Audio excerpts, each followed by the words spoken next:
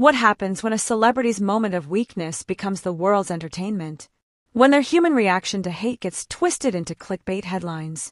Today, we're diving deep into a story that exposes the brutal reality of fame, accountability, and the machine that profits from public shaming.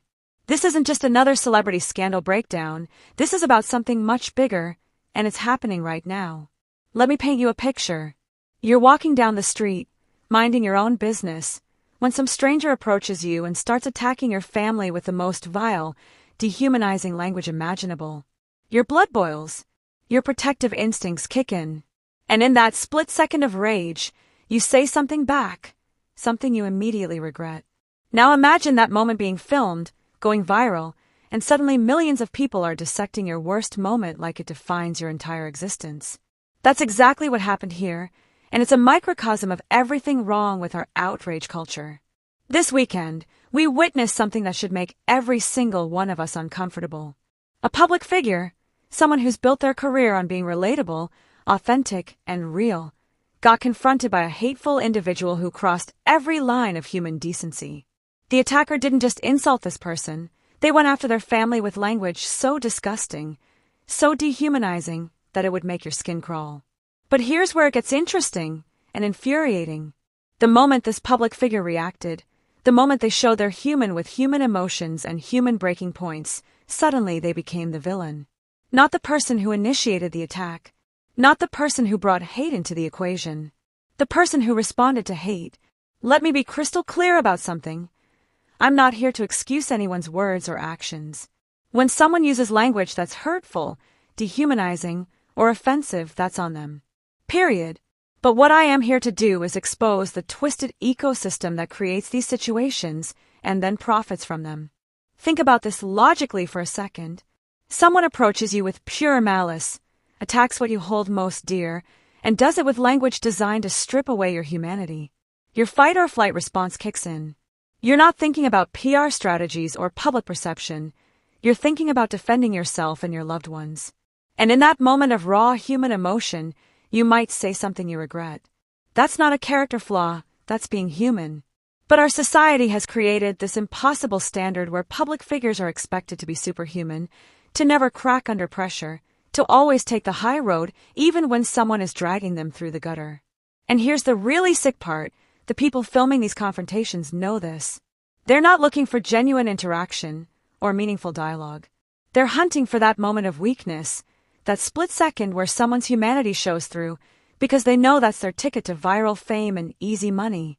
We've created a system where provoking celebrities into reactions has become a business model, where ambushing people with hate speech is considered content creation, where the real aggressor gets to hide behind a camera while their victim faces public crucifixion. The accountability conversation we should be having isn't just about what someone said in response to an attack. It's about the entire ecosystem that creates these situations. It's about the platforms that monetize outrage. It's about the audiences that consume this content like it's entertainment.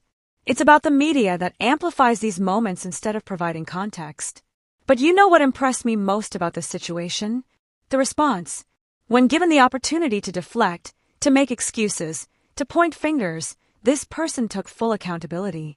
They didn't hide behind PR teams or carefully crafted statements. They looked directly into the camera and said, "I regret my words. I'm not perfect. I'm human, and I made a mistake." That's not weakness, that's strength. That's character. That's someone who understands that being human means sometimes failing, and being a good human means owning those failures. Compare that to the coward who started this whole thing. Someone who attacked a person's family with the most vile language possible and then ran to social media to play victim when they got a reaction. Someone who profits from hate while hiding behind the shield of content creation. This isn't just about one incident or one person. This is about all of us. Every time we click on these videos, every time we share them, every time we participate in the outrage cycle, we're feeding the machine that creates these situations. We're telling content creators that attacking people for views is profitable. We're telling platforms that controversy drives engagement. We're telling society that we care more about punishing human moments than we do about addressing the root causes of these confrontations. The real question isn't whether someone should be held accountable for their words. Of course they should. The real question is why we're so quick to demand perfection from the people being attacked while giving a pass to the people doing the attacking.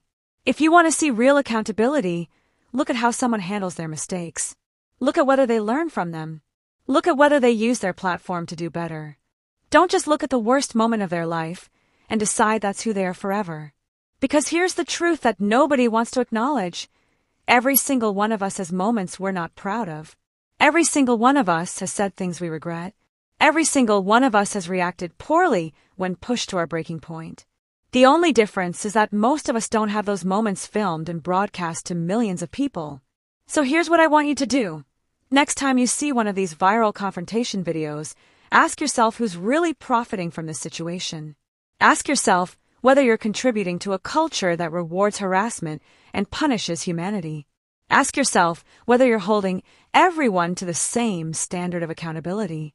If this opened your eyes to something you hadn't considered before, smash that subscribe button and hit the notification bell. We need more people willing to look beyond the headlines and examine the systems that create these situations. Share this video with someone who needs to hear this message. Because until we start having honest conversations about accountability, real accountability for everyone involved, we're going to keep seeing these situations repeat. The truth is uncomfortable, but it's necessary. We can demand better from public figures while also demanding better from ourselves.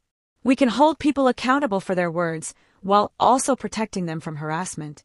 We can create a culture where growth and redemption are possible.